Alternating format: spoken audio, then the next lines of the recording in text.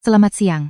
Saya seorang wanita biasa yang baru saja memasuki usia 40-an. Sampai beberapa waktu yang lalu, saya adalah orang yang menjalani hari-hari penuh helaan napas, menganggap bahwa menahan diri adalah sebuah kebajikan.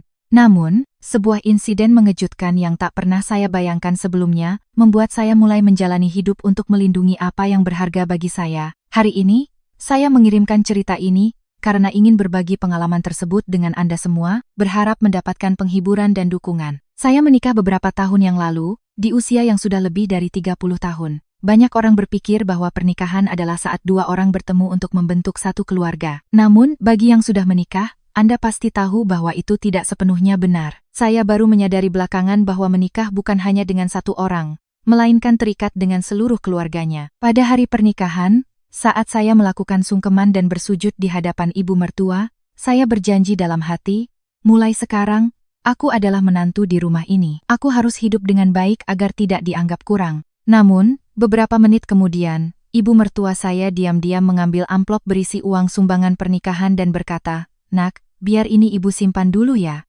Nanti ibu berikan setelah kalian pulang bulan madu. Repot nanti kalau hilang karena sibuk." Sebenarnya tidak perlu. Tapi saya pikir itu adalah bentuk perhatian dari ibu mertua, jadi saya memberikannya dengan patuh. Namun, ketika kami kembali dari bulan madu dan saya menyinggung hal itu kepada suami saya, dia menanggapinya seolah itu bukan masalah besar. Ibu kan bilang akan memberikannya, tunggu saja, nanti juga pasti dikasih. Uang itu tidak pernah kembali ke tangan kami bahkan setelah tahun berganti. Waktu terus berlalu, dan suami saya merasa canggung untuk membahasnya lagi, sehingga saya tidak bisa menanyakannya langsung kepada ibu mertua, dan masalah itu pun menguap begitu saja. Kejadian aneh tidak berhenti di situ. Saat menikah, saya membawa serta perabotan rumah tangga yang saya beli dengan susah payah setelah berkeliling ke banyak tempat. Namun, setiap kali ibu mertua datang, beliau selalu melihat-lihat segalanya, mulai dari piring, spray, hingga hiasan kecil, lalu berkata, "Kamu kan masih baru, belum tahu cara mengurus rumah. Buat apa barang-barang bagus begini? Kamu juga belum tahu cara pakainya. Nanti saja pakai barang seperti ini kalau sudah pintar mengurus rumah." Kemudian, beliau dengan santai membawa set piring makan dan spray bagus itu ke rumahnya. Saya sangat kesal dan marah kepada suami, tetapi seperti biasa, dia membela orang tuanya. Ibu itu orangnya hemat. Mungkin beliau sayang melihat barang bagus tidak terpakai. Pasti akan dirawat dengan baik. Nanti kalau kita butuh, tinggal minta lagi saja. Lagi pula, jujur saja, kita kan sibuk, tidak punya waktu untuk memakai piring-piring itu. Lebih baik begitu daripada barang mahal jadi rusak, kan? Saya merasa tidak ada gunanya berdebat lebih lanjut dengan suami seperti itu. Jika saya bicara lebih banyak, saya hanya akan dianggap picik. Kami baru saja menikah, dan saya tidak ingin merusak suasana dengan pertengkaran, jadi saya memutuskan untuk diam dan menahannya. Namun, itu baru permulaan. Hal serupa terjadi saat Lebaran. Setiap kali saya membawakan daging dan buah-buahan untuk ibu mertua, tidak ada satupun yang kembali untuk kami. Sebaliknya, semua itu dibungkus rapi untuk dibawa pulang oleh keluarga adik ipar saya. Awalnya saya tidak terlalu memikirkannya, tetapi karena hal itu terjadi setiap Lebaran, tanpa sadar saya merasa sedih dan enggan mengeluarkan uang lagi. Dan benar saja, buah jatuh tidak jauh dari pohonnya, kelakuan adik ipar saya, Rina, tidak kalah menyebalkannya dari ibunya. Suatu hari, dia datang membawakan beberapa jenis lauk pauk dan berkata, "Ini titipan dari ibu." Katanya dibuat susah payah untuk anak-anaknya, jadi harus dihabiskan. Kemudian, dia duduk di sebelah suami saya dan berbisik sambil tersenyum, "Mas, tagihan kartuku bulan ini banyak sekali. Boleh minta ongkos jalan kan? Aku kan sudah antar makanan dari ibu, butuh ongkos bensin juga." Mendengar itu, suami saya tersenyum, lalu membuka dompetnya dan memberikan sejumlah uang yang sekilas terlihat seperti beberapa juta rupiah. Rina tersenyum lebar kegirangan. Jumlah itu sangat tidak masuk akal untuk sekadar upah mengantar beberapa kotak lauk, tapi saya mencoba memakluminya sebagai bentuk kasih sayang kakak adik. Namun ketika hal itu terjadi berulang kali, saya mulai merasa curiga. Rina datang hampir sebulan sekali dengan kotak makanan yang isinya tidak seberapa, dan selalu pulang dengan amplop tebal di tangannya. Apa-apaan ini? Dia sengaja datang untuk memalak uang. Sudah dewasa dan menikah, kenapa masih diberi uang saku seperti itu? Kejadian yang lebih membuat saya terdiam terjadi pada musim hujan tahun itu. Karena cuaca tiba-tiba menjadi dingin, saya memutuskan untuk membeli sebuah gaun desainer yang sudah lama saya incar. Label harganya bahkan belum saya lepas. Kebetulan, Rina datang lagi untuk mengantar makanan dan matanya berbinar saat melihat gaun itu. "Mbak, ini baru beli ya? Cantik banget. Akhir pekan ini aku ada arisan, boleh pinjam sekali saja? Aku janji akan pakai dengan rapi dan langsung kembalikan. Janji? Tentu saja saya ingin menolaknya mentah-mentah. Tetapi dia memohon dengan sangat memelas sehingga sulit bagi saya untuk menolaknya. Akhirnya, saya meminjamkannya sambil berpesan berkali-kali agar gaun itu dikembalikan. Namun, seminggu berlalu tanpa kabar dari Rina. Ketika saya meneleponnya, jawabannya adalah, "Mbak, maaf ya, gaunnya hilang waktu aku pergi makan sama teman-teman. Di restoran itu banyak asap, jadi aku gantung di gantungan baju, tapi sepertinya ada yang mencurinya. Maaf sekali, nanti aku ganti dengan yang baru ya." Saat itu saya benar-benar marah. Gaun baru yang bahkan belum pernah saya pakai, dia hilangkan begitu saja. Rasanya saya ingin meledak, namun, yang lebih mengejutkan adalah hal lain. Tidak lama setelah itu, saya tidak sengaja melihat Rina di sebuah mall. Dia sedang berjalan santai dengan teman-temannya sambil mengenakan gaun yang katanya hilang itu. Saya tercengang sampai hanya bisa tertawa hampa. Melihat pemandangan itu, rasa sayang saya pada Rina dan gaun itu benar-benar hilang. Saya tidak punya keinginan lagi untuk memintanya kembali. Dasar pembohong, silakan pakai saja sepuasmu sampai bosan. Anggap saja aku bersedekah. Saya memutuskan untuk tidak mempermasalahkannya, karena saya tahu tidak akan ada yang membela saya. Jika saya mengeluh pada suami, jawabannya sudah bisa ditebak. Dia akan menyuruh saya untuk melupakannya, atau justru merasa kasihan pada adiknya dan memberinya lebih banyak uang. Melihat itu hanya akan menambah kekecewaan saya. Jadi saya pikir lebih baik diam. Saya melanjutkan pernikahan saya sambil terus memendam kekecewaan, besar dan kecil, di dalam hati. Perilaku menyebalkan ibu mertua dan Rina terus berlanjut. Pada ulang tahun pernikahan kami yang pertama, suami membelikan saya sebuah cincin emas. Suatu hari saat berkunjung ke rumah mertua, saya melihat cincin yang sangat saya kenal di atas meja rias. Saya terkejut dan bertanya, dan ibu mertua menjawab dengan sangat santai, "Oh, itu, sepertinya kamu tidak pernah memakainya." Jadi ibu bilang ke anak ibu kalau ibu ingin memakainya, dan dia memberikannya. Pas sekali di jari ibu. "Kamu ini, meskipun tidak suka, itu kan hadiah dari suamimu. Kenapa dibiarkan begitu saja, bikin sedih saja?" Dibiarkan. Saya justru menyimpannya baik-baik agar tidak tergores. Mendengar itu, raut wajah ibu mertua langsung berubah masam, dan dengan enggan dia berkata, "Ya sudah, kalau begitu ambil saja lagi." Hari itu, saya benar-benar tidak tahan lagi. Di dalam mobil saat perjalanan pulang, saya berteriak pada suami, "Bagaimana bisa kamu melakukan ini? Hadiah ulang tahunku, kenapa kamu berikan pada ibumu tanpa bilang-bilang?" "Oh, itu? Habisnya kamu tidak pernah memakainya, jadi kukira kamu tidak suka." Ibu bilang tangannya terasa kosong dan ingin punya cincin seperti itu, jadi kuberikan saja. "Aku lupa memberitahumu, nanti aku belikan yang lebih bagus." "Sudah cukup. Siapa yang butuh cincin murahan itu? Apa kamu benar-benar tidak mengerti apa masalahnya?" "Masalah? Masalah apa? Kenapa ibu selalu mengincar barang-barangku, dan kenapa kamu menganggapnya biasa saja? Kan sudah kubilang, ibu hanya tidak suka melihat barang bagus tidak terpakai. Jangan mengada-ada. Sejak kapan cincin emas dan piring bisa basi?" "Sudahlah. Bicara denganmu juga tidak akan ada gunanya. Kamu tidak akan mengerti apa masalahnya, dan aku hanya akan terlihat picik." Saya tidak berdebat lebih lanjut. Cincin itu tidak pernah kembali ke tangan saya, tetapi saya tidak menanyakannya lagi. Saya tahu itu hanya akan membuat saya dicap sebagai menantu yang perhitungan. Sejak saat itu, saya menjadi terbiasa menyerahkan barang-barang saya, besar maupun kecil, kepada keluarga suami.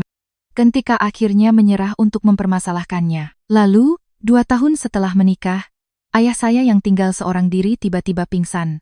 Beliau adalah orang yang sehat tanpa riwayat penyakit apapun, jadi saya sulit mempercayainya. Namun hari itu di rumah sakit, saya harus mengucapkan selamat tinggal pada ayah yang meninggal karena pendarahan otak, tanpa persiapan apapun. Selama di rumah duka, sambil menyambut para pelayat, hati saya terus-menerus sakit karena penyesalan tidak bisa bersikap lebih hangat kepada ayah selagi beliau masih hidup. Selama 3 hari pemakaman, air mata saya tidak pernah berhenti mengalir.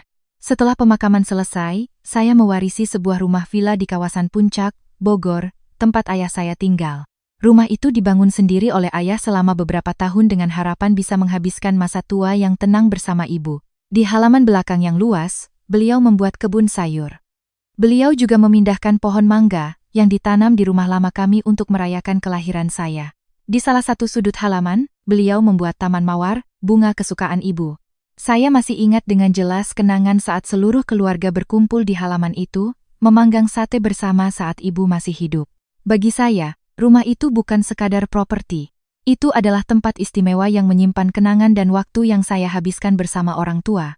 Saat mengurus surat-surat warisan, saya menangis dalam diam untuk waktu yang lama. Di dalam mobil perjalanan pulang, suami saya menggenggam tangan saya dan berkata dengan lembut, "Ayahmu pasti bangga bisa mewariskan rumah itu padamu. Jadi jangan menangis terus, terimalah dengan rasa syukur." Kata-kata suami menghibur saya, tetapi di sisi lain, saya merasa bingung bagaimana cara menjaga rumah itu ke depannya. Beberapa hari kemudian, dengan perasaan takut dan sedih, saya kembali ke rumah yang kini kosong tanpa ayah. Saya masih ingat hari itu dengan jelas. Saat membuka gerbang, pohon mangga yang dipindahkan ayah dan taman mawar kesayangan ibu seolah menyambut saya. Berdiri di tengah halaman, saya membayangkan senyum kedua orang tua saya dan kembali berjanji, "Ayah, Ibu, sekarang hanya aku yang bisa menjaga rumah ini. Aku akan merawatnya dengan baik agar kalian tidak sedih." Sering-seringlah datang berkunjung. Malam itu, saya tidak bisa tidur dan terus berjalan-jalan di halaman.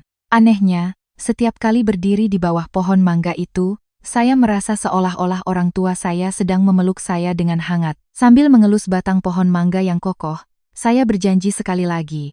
Apapun yang terjadi, saya akan menjaga rumah itu dengan tangan saya sendiri. Rumah warisan itu telah menjadi tempat perlindungan bagi saya, pengganti orang tua saya. Namun, tampaknya keluarga suami saya melihatnya dengan cara yang berbeda. Kurang dari sebulan setelah proses warisan selesai, ibu mertua tiba-tiba menelepon dan tanpa basa-basi berkata, "Nak, bagaimana kamu bisa mengurus rumah sebesar itu sendirian? Rumput harus dipotong. Kebun juga harus diurus. Mana sanggup kamu melakukannya sendiri? Biar ibu sesekali datang membantu ya." Awalnya, saya pikir itu hanya bentuk kekhawatiran dari ibu mertua, tapi itu adalah kesalahan besar. Sejak hari itu, ibu mertua mulai keluar masuk rumah itu seolah-olah itu miliknya. Saat bertemu tetangga, bahkan ketika saya ada di sebelahnya, beliau dengan percaya diri berkata, "Selamat pagi. Ini rumah anak saya, kita akan sering bertemu nanti." Puncaknya, Rina mulai membawa teman-temannya untuk mengadakan pesta barbeku di halaman. Suatu kali, saya mampir ke rumah itu pada akhir pekan tanpa pemberitahuan. Begitu membuka gerbang, saya melihat halaman dipenuhi orang-orang asing yang sedang memanggang daging dengan arang. Mereka adalah Rina dan teman-temannya. Melihat saya berdiri terkejut, Rina dengan santainya menyapa, Mbak sudah datang. Ibu bilang boleh kok adakan acara di sini. Tempatnya pas banget buat kami kumpul-kumpul sambil bakar-bakar dan menginap semalam. Teman-temanku suka sekali, kami bahkan berencana untuk adakan lagi bulan depan. Mbak jangan berdiri di situ saja, ayo ikut makan." Saya begitu terkejut dengan kelancangan mereka hingga tidak bisa berkata apa-apa dan hanya berbalik pergi. Mereka mengundang orang tanpa izin saya dan sama sekali tidak menunjukkan rasa bersalah. Namun, ketika saya menceritakan hal ini kepada suami, jawabannya seperti biasa tidak memuaskan. Rumahnya kan luas dan bagus, makanya mereka suka. Sesama keluarga, harusnya bisa saling mengerti. Meskipun keluarga, bukankah seharusnya mereka minta izin dulu padaku? Apa ayahku membangun rumah itu agar adikmu bisa pesta barbeku? Ini sudah yang keberapa kalinya, lalu aku harus bagaimana? Melarang adikku datang, itu terlalu kejam. Sudahlah, nanti aku bilang padanya untuk setidaknya memberitahumu dulu. Aku tahu kamu merasa seperti tamu tak diundang di rumahmu sendiri. Namun setelah itu, perilaku semena-mena keluarga suami tidak berubah.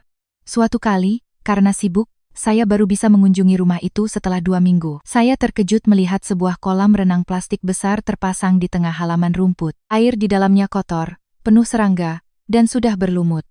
Di sekitarnya, berserakan bungkus makanan ringan dan kaleng minuman anak-anak. Saya sangat kesal dan menelepon ibu mertua. "Ibu, kolam renang di halaman ini apa lagi? Kenapa tidak bilang apa-apa padaku?" "Oh, itu. Kemarin anak-anak Rina dan teman-teman TK-nya datang, jadi ibu belikan kolam biar mereka bisa main air. Kenapa hal sepele begitu sampai ditelepon, daripada halaman luas tidak terpakai? Kan lebih baik dimanfaatkan." Saya mendidih karena marah dan mengadu pada suami, tetapi jawabannya selalu sama. "Kenapa kamu jadi sensitif begitu? Ayahmu juga pasti senang melihat anak-anak bermain dengan gembira di sana, daripada rumah kosong dan sepi. Lebih baik ada keramaian, kan? Setidaknya mereka harus membersihkannya. Rumah ini sudah seperti tempat sampah. Kolam itu merusak semua rumput yang ayah rawat dengan susah payah. Aku benar-benar sedih." Iya, aku mengerti. Nanti aku bilang pada mereka untuk lebih hati-hati dan membersihkannya setelah selesai." "Sudah ya, Katanya sambil memasang wajah seolah saya mempermasalahkan hal kecil. Bagaimana mungkin dia berpikir ayah saya akan senang melihat halaman yang beliau rawat seumur hidupnya menjadi tempat bermain air anak orang lain dan dipenuhi sampah? Saya sudah lelah terus-menerus berdebat tentang masalah keluarga suami. Setelah percakapan itu, saya menyerah untuk bertengkar dengan suami tentang masalah ini. Saya sudah tahu dari pengalaman bahwa itu tidak ada gunanya. Sebaliknya, saya mulai diam-diam menarik batasan dalam hati. Pikiran bahwa saya akan sangat bersalah jika tidak bisa menjaga rumah peninggalan orang tua saya dengan utuh semakin kuat. Suatu hari, sebuah telepon masuk dari nomor yang saya kenal. Itu adalah seorang ibu tetangga yang dulu akrab dengan orang tua saya.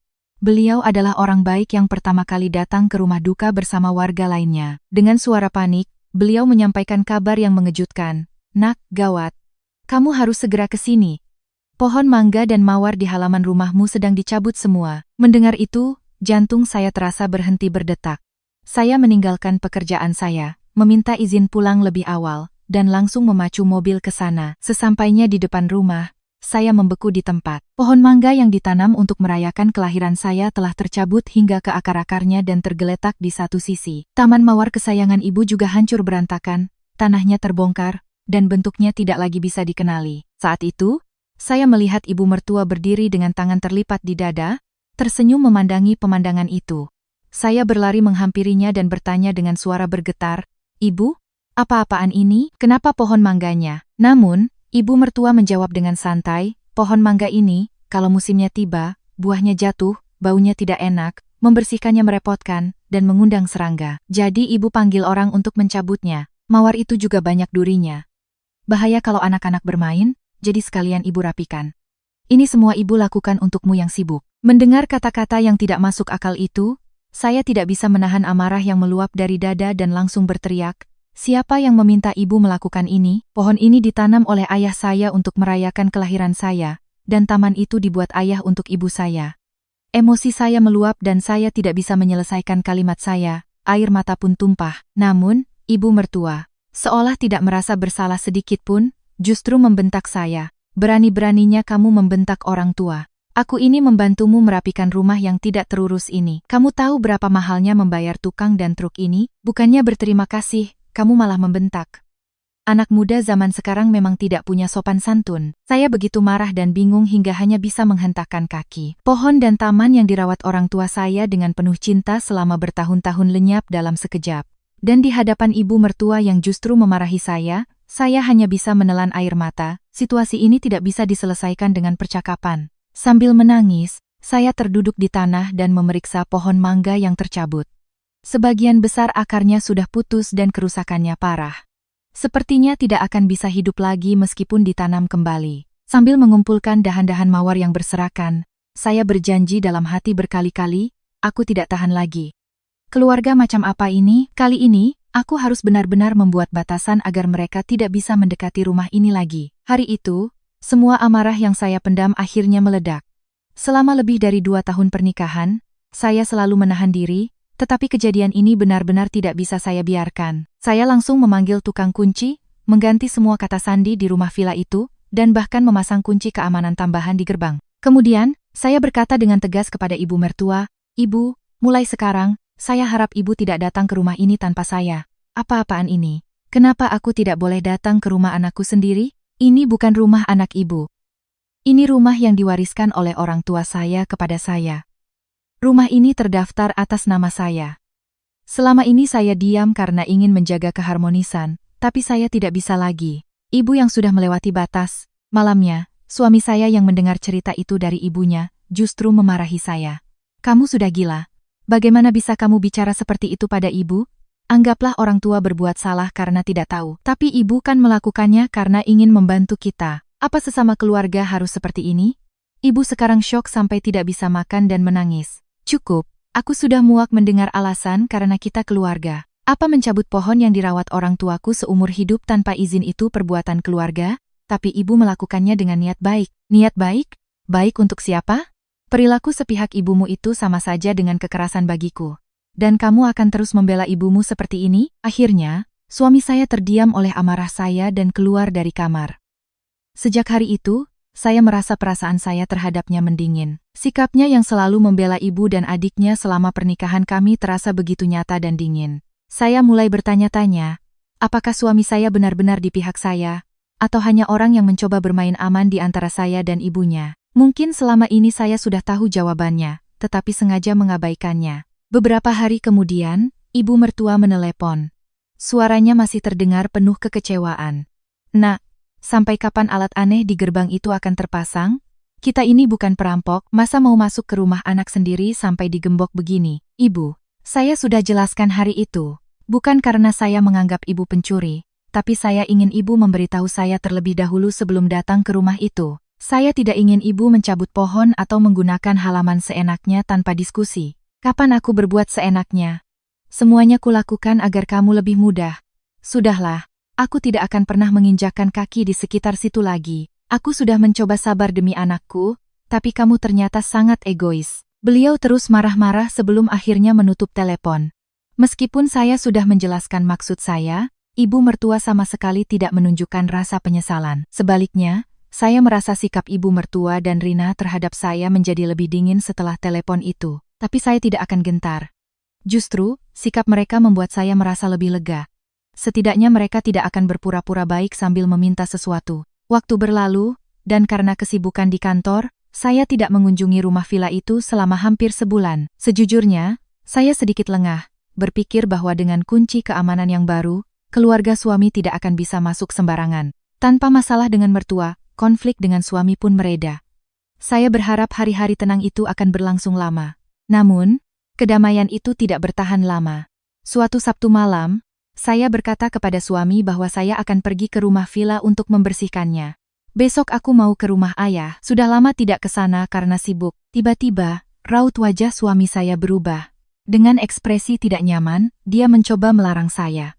"Kamu kan sudah kerja keras sepanjang minggu, bahkan akhir pekan pun masuk. Masa hari libur satu-satunya mau dipakai bersih-bersih di sana? Jangan, besok istirahat saja, biar aku yang ke sana." Biasanya saya akan senang mendengarnya, tapi hari itu, sikap suami terasa aneh. Orang yang biasanya selalu mencari alasan untuk tidak pergi ke sana karena malas, tiba-tiba menawarkan diri. Saya merasa ada yang tidak beres. "Tumben sekali, bukannya besok kamu ada janji dengan teman-temanmu?" "Oh, itu sudah dibatalkan.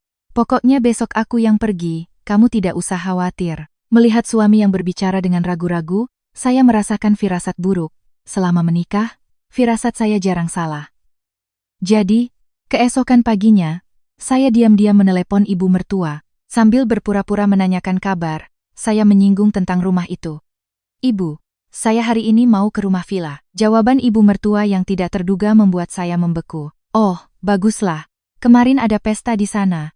Jadi sekalian kamu datang untuk bersih-bersih." Seketika, saya tidak percaya dengan apa yang saya dengar. Pesta di rumah yang sudah saya pasangi kunci keamanan baru, dalam hati saya berpikir, pesta di rumah yang kata sandinya tidak ada yang tahu, omong kosong apa ini? Kata-kata itu hampir keluar dari mulut saya.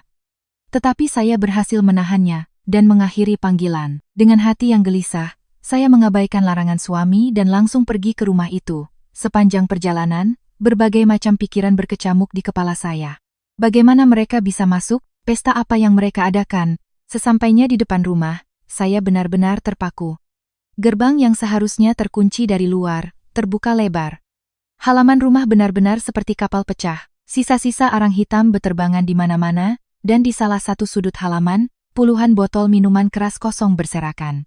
Rumput terinjak-injak tanpa ampun, dan di atas meja, sisa makanan yang tidak habis dikerumuni lalat. Anehnya, ibu mertua yang katanya mengadakan pesta, tidak terlihat dimanapun. Dengan tangan terkepal menahan amarah, saya masuk ke dalam rumah. Kondisinya sama parahnya. Lantai ruang tamu lengket karena tumpahan minuman, dan di wastafel, piring-piring kotor menumpuk. Di atas meja makan kayu yang dibuat sendiri oleh ayah, sampah berserakan, bahkan ada bekas abu rokok. Saya hanya bisa berdiri terpaku, terlalu syok untuk melakukan apapun. Saat itu, seseorang dengan langkah tergesa-gesa masuk melalui gerbang dan bertanya, "Apakah pemilik rumah ada di sini?" "Saya sebenarnya ingin menghubungi Anda." Dengan perasaan bingung, saya melangkah keluar dan menjawab, "Ya, saya pemiliknya." "Ada apa ya, Pak?" "Ah, ya, saya tetangga baru di sebelah. Waktu saya baru pindah, lingkungan di sini tenang, tapi akhir-akhir ini jadi sangat berisik karena rumah ini." "Berisik? Maksud Bapak, tadi malam saja, seluruh kompleks tidak bisa tidur karena suara musik yang keras. Sudah saya tegur beberapa kali untuk mengecilkan suaranya, tapi tidak digubris. Hal ini sudah terjadi hampir setiap akhir pekan selama sebulan terakhir. Saya sangat terkejut mendengar itu dan bertanya lagi, selama sebulan? Setiap akhir pekan? Benar. Kami sudah hampir gila. Ini kan kompleks perumahan yang tenang, bukan tempat wisata. Jujur, saya sudah beberapa kali ingin melapor ke polisi, tapi masih menahan diri karena tidak ingin merusak hubungan bertetangga. Mendengar cerita yang sama sekali tidak saya ketahui, saya merasa linglung. Tiba-tiba, saya teringat wajah suami yang menegang ketika saya bilang akan datang ke rumah ini. Mungkin dia sudah tahu sesuatu. Sambil menghela napas, saya berkata kepada tetangga yang wajahnya masih kesal. Saya benar-benar minta maaf. Saya tidak tahu sama sekali. Tetangga lama yang biasa mengabari saya sedang berada di Jakarta, jadi tidak ada yang memberitahu saya. Saya pastikan hal ini tidak akan terjadi lagi. Saya membungkuk meminta maaf kepada tetangga itu sebelum dia pergi. Kemudian, dengan jantung berdebar kencang, saya kembali menelepon ibu mertua. Ibu, kenapa kondisi rumah jadi seperti ini? Pesta seperti apa yang ibu adakan sampai jadi begini? Botol minuman, sampah, bahkan tetangga sampai datang mengeluh. Sebenarnya apa yang ibu lakukan di sini? Cuma karena hal sepele begitu tetangga sampai datang? Memang keramahan orang desa sekarang sudah tidak seperti dulu. Bukan apa-apa, anak teman ibu mau mengadakan acara kumpul komunitas, jadi ibu pinjamkan saja. Rumahnya kan luas dan bagus, anggap saja berbuat baik. Berbuat baik atas izin siapa? Dan kenapa ini bukan masalah besar? Komunitas itu pasti anggotanya banyak. Kenapa ibu melakukan ini lagi tanpa izin saya? Dan bagaimana ibu bisa tahu kata sandi gerbang dan pintu? Karena kamu mengganti kata sandinya dan melarangku masuk, aku jadi kesal. Terpaksa aku panggil tukang kunci untuk membukanya. Aku tahu kamu keras kepala, tapi masa sampai kata sandinya tidak kamu beritahu ke suamimu sendiri? Mendengar jawaban itu, seluruh tenaga saya seolah terkuras habis. Meskipun saya sudah membuat batasan yang begitu jelas, ibu mertua sampai memanggil tukang kunci untuk bisa kembali keluar masuk rumah itu. Pemasangan kunci baru terasa sia-sia. Saya merasa tidak ada gunanya lagi berbicara. Saat saya hendak menutup telepon, sebuah mobil mewah asing berhenti di depan gerbang. Sepasang pria dan wanita muda turun dan berjalan ke halaman, menyapa lebih dulu, "Selamat siang. Kami kemarin berpesta di sini dan tas kami tertinggal. Apa Anda melihat tas berwarna coklat?" Dengan suara lemas, saya bertanya, "Kalian yang berpesta di sini? Dari komunitas teman anak ibu mertua saya?" Pria itu menatap saya dengan bingung dan mengatakan sesuatu yang tidak terduga, "Ibu mertua, kami tidak kenal. Dan ini bukan acara komunitas. Kami hanya teman-teman SMA yang menyewa villa pribadi ini untuk pesta barbeku akhir pekan. Kami lihat di internet, tempatnya bersih dan tidak jauh dari Jakarta, jadi kami pilih." "Sewa? Villa? Ini bukan villa, ini rumah saya." Wanita di sebelahnya ikut menimpali dengan wajah panik. "Oh, begitu ya? Kami tidak tahu. Fotonya bagus dan ulasannya juga baik, jadi kami pesan." Ada beberapa orang lain juga yang sudah pernah memakai tempat ini. Semalam harganya 5 juta rupiah, memang tidak murah, tapi fasilitasnya lengkap, ada piring dan spray, dekat dengan supermarket, jadi nyaman, 5 juta rupiah.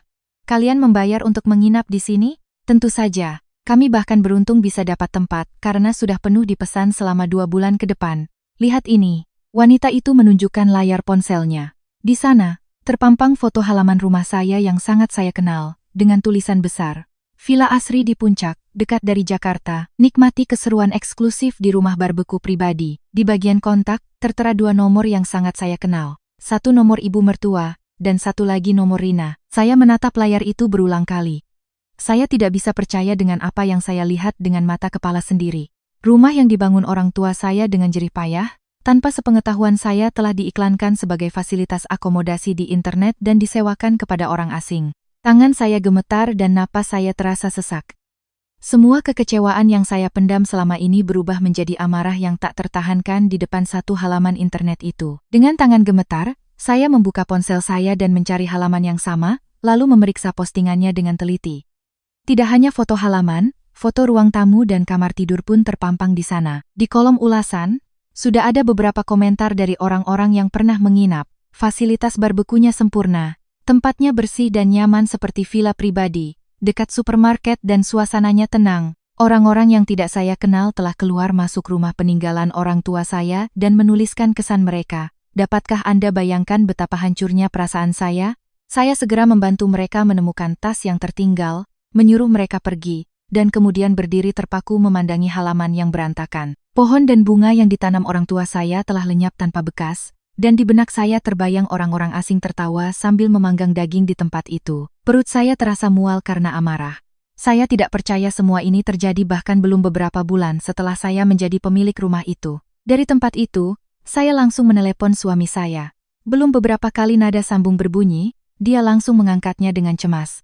"Kamu sudah sampai? Tidak ada masalah, kan?" Mendengar suara itu, saya merasa benteng kesabaran terakhir saya runtuh. "Tidak ada masalah? Beraninya kamu bicara begitu? Apa kamu tahu rumah ini diiklankan sebagai penginapan di internet?" Meskipun dia jelas mendengar perkataan saya, yang terdengar dari seberang telepon hanyalah keheningan. Keheningan singkat itu seolah mengatakan segalanya. Dengan geram, saya berkata, "Kamu tahu, itu sebabnya kamu panik waktu aku bilang mau ke sini dan tiba-tiba menawarkan diri untuk pergi, kan? Itu, beberapa waktu lalu ibu memang cerita, tapi kukira hanya untuk teman-teman dekat saja. Aku tidak tahu kalau sampai dijadikan bisnis seperti ini. Aku juga baru tahu beberapa hari yang lalu." Mendengar itu, kepercayaan terakhir saya pada suami hancur berkeping-keping. Dia tahu tetapi menyembunyikannya dari saya dan mencoba menutupi semuanya. "Kalau begitu seharusnya kamu bilang padaku. Sampai kapan kamu mau menyembunyikannya? Aku takut kamu marah." Ibu bilang akan segera menghentikannya. Jadi kupikir lebih baik kamu tidak tahu. Membuat rumah ini jadi tempat sampah dan berharap aku tidak tahu? Ibu bahkan tidak kaget waktu aku bilang akan datang, malah menyuruhku bersih-bersih. Beliau pasti berpikir tidak akan ada masalah besar kalau aku hanya menganggapnya sebagai acara kumpul-kumpul teman, kan? Karena kita keluarga. Hentikan omong kosong soal keluarga itu. Ibu mertua macam apa yang menusuk menantunya dari belakang? Keluarga sialan macam apa itu? Saya menutup telepon dan terduduk di tengah halaman. Saya melihat tanah kosong tempat pohon mangga ayah saya dicabut. Memandangi kekosongan itu, saya akhirnya memutuskan untuk melakukan sesuatu yang selama ini saya tunda. Rumah yang dirawat orang tua saya dengan susah payah telah menjadi tempat bermain semalam bagi orang asing hanya dalam beberapa bulan, dan itu semua adalah kesalahan saya.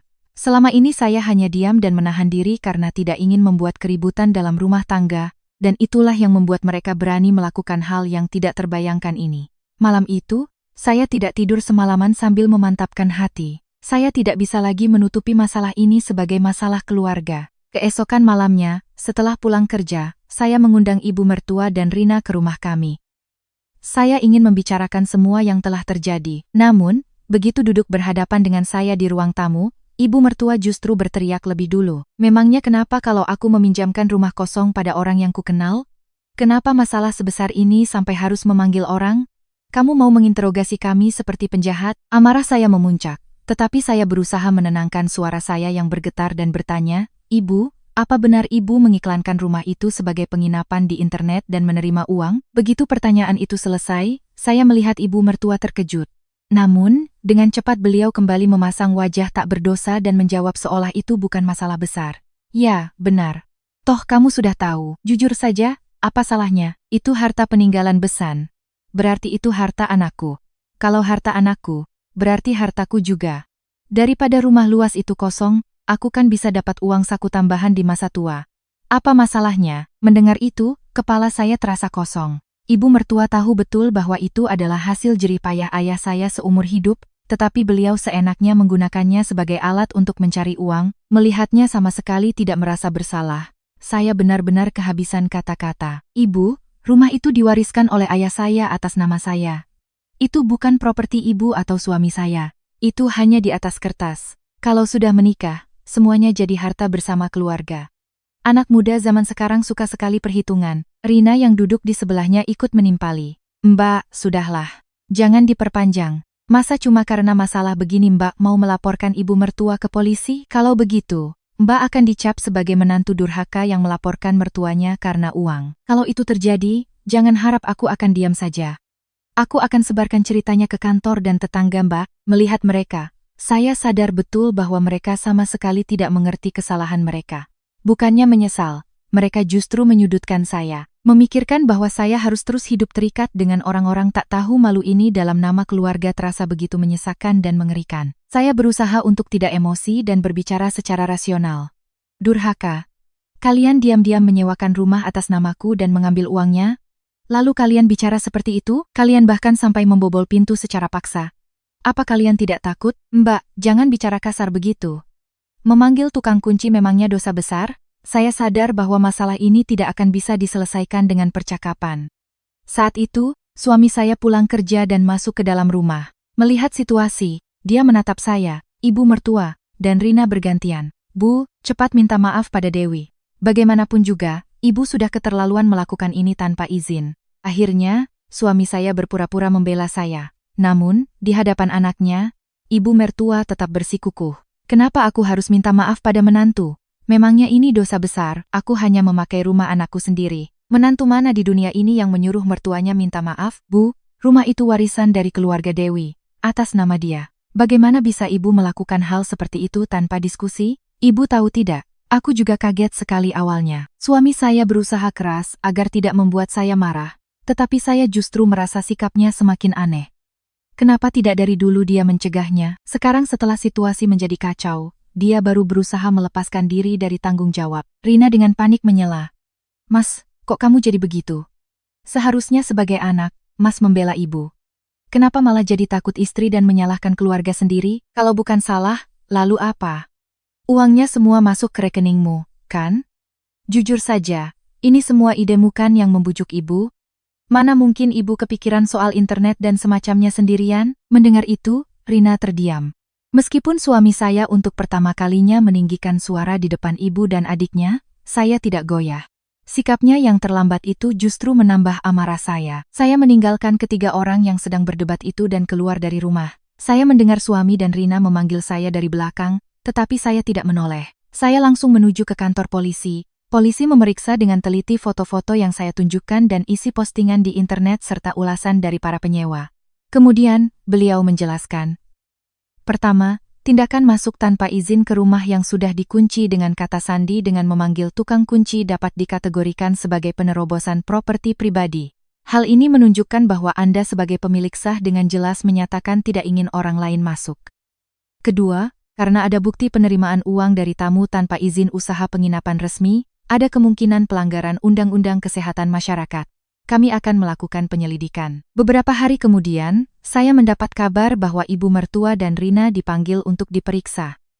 Polisi yang menangani kasus ini memberitahu saya hasilnya melalui telepon. Awalnya, keduanya keras menyangkal tuduhan. Namun, setelah dihadapkan dengan bukti-bukti yang jelas seperti riwayat percakapan pemesanan, transaksi bank, dan riwayat pembuatan postingan, mereka akhirnya mengaku. Ternyata, dalam sebulan terakhir, mereka telah meraup keuntungan yang cukup besar. Akhirnya, keduanya resmi diadili atas tuduhan penerobosan properti dan pelanggaran Undang-Undang Kesehatan Masyarakat. Mendengar kabar itu, hati saya bukannya lega, melainkan terasa pahit, tapi saya tidak berhenti. Jika saya berniat berhenti di tengah jalan, saya tidak akan pernah memulainya. Setelah mereka dijatuhi hukuman, saya menemui pengacara.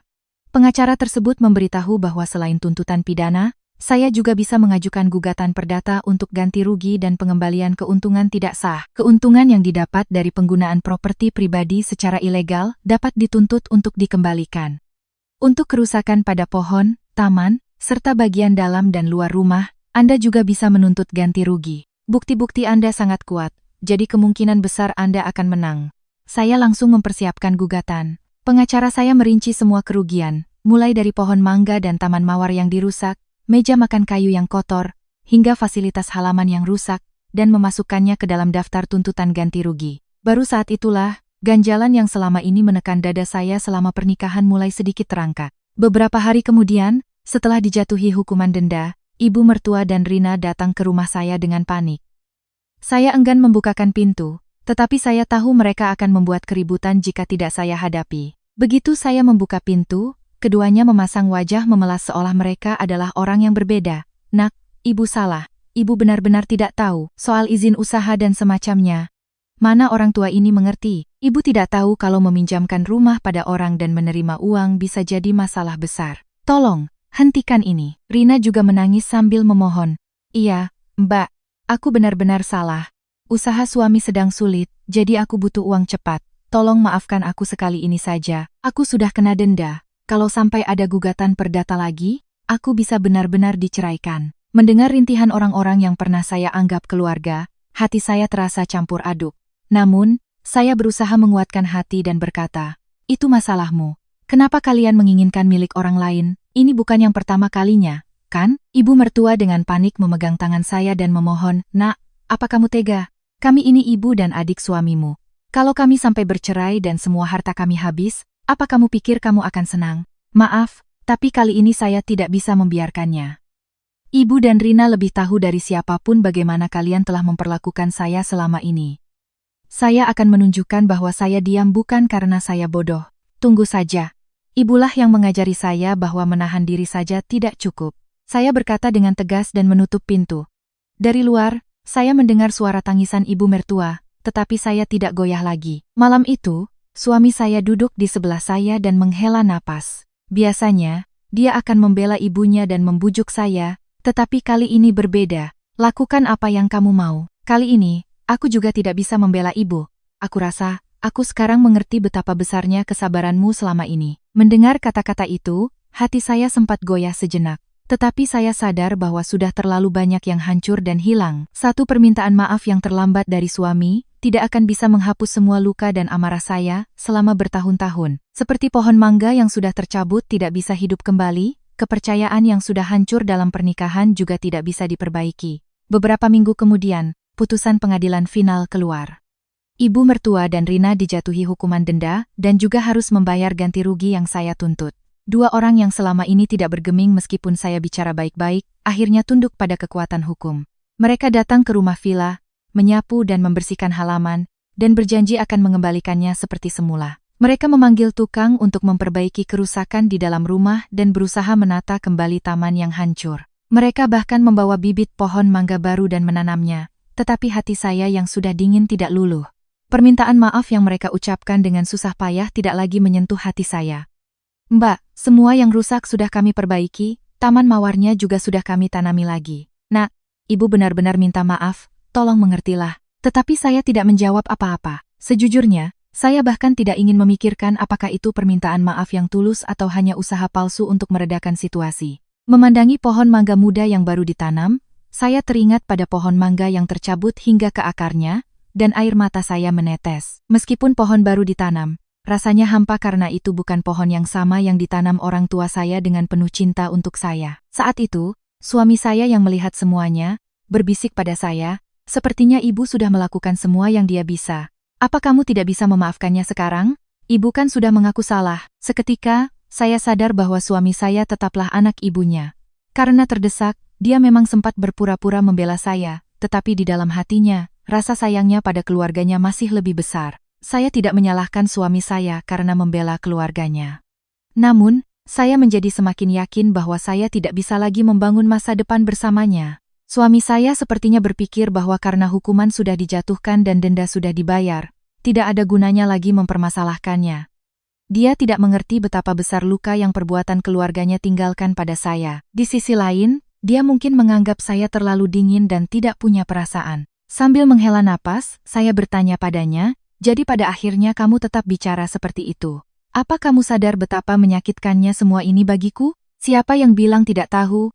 Tapi mereka kan sudah menerima hukumannya, dan ibu sudah berusaha minta maaf." "Sudahlah, aku juga sudah membelamu, bukan membela ibu."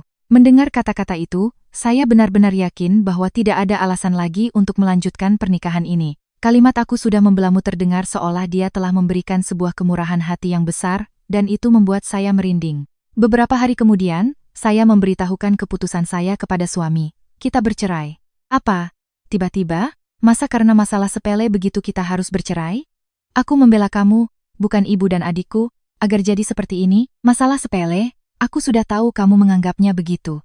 Aku tahu kamu hanya berpura-pura agar aku tidak bertindak lebih jauh, tapi setelah mendengarnya langsung darimu, aku benar-benar kecewa. Aku tidak mau mempertaruhkan sisa hidupku dengan orang sepertimu. Kita bercerai sekarang juga, tolong, hentikan. Aku tidak akan pernah mau bercerai. Kalau mau, gugat saja aku." Dia bertahan, kemudian memohon dengan putus asa, bahkan menangis. Tapi hati saya sudah bulat. Semua kesulitan dan penderitaan selama beberapa tahun terakhir telah membuat saya berbalik arah. Beberapa bulan kemudian, setelah melalui proses hukum yang panjang, saya resmi berpisah dengan suami. Selama proses itu, ibu mertua dan Rina tidak henti-hentinya menyalahkan dan membenci saya, tetapi saya tidak goyah lagi. Ibu mertua mencoba mengklaim hak atas rumah villa warisan saya, tetapi karena itu adalah harta warisan yang merupakan properti pribadi, hak suami saya tidak diakui. Saya langsung pindah ke rumah itu. Dengan hati yang ingin beristirahat setelah melewati badai, saya berhenti dari pekerjaan dan menggunakan uang pesangon saya untuk membuka sebuah kafe kecil merangkap toko buku di dekat pintu masuk desa. Pohon mangga yang baru memang masih kecil, tetapi perlahan-lahan akarnya mulai tumbuh kuat. Seperti pohon itu, saya pun menata kembali hati saya yang goyah dan kembali ke rumah, menancapkan akar saya dengan tenang di tempat yang penuh dengan cinta orang tua. Setelah semua ini terjadi, saya berpikir bahwa apa yang diwariskan orang tua saya bukanlah sekadar sebuah properti, melainkan sebuah landasan hidup dan kekuatan untuk bisa berdiri sendiri tanpa goyah, seberat apapun kesulitan yang datang. Saya berharap Anda semua yang membaca cerita ini bisa memberikan tepuk tangan untuk usaha kecil saya untuk bangkit kembali setelah kesulitan. Terima kasih telah menyimak cerita saya.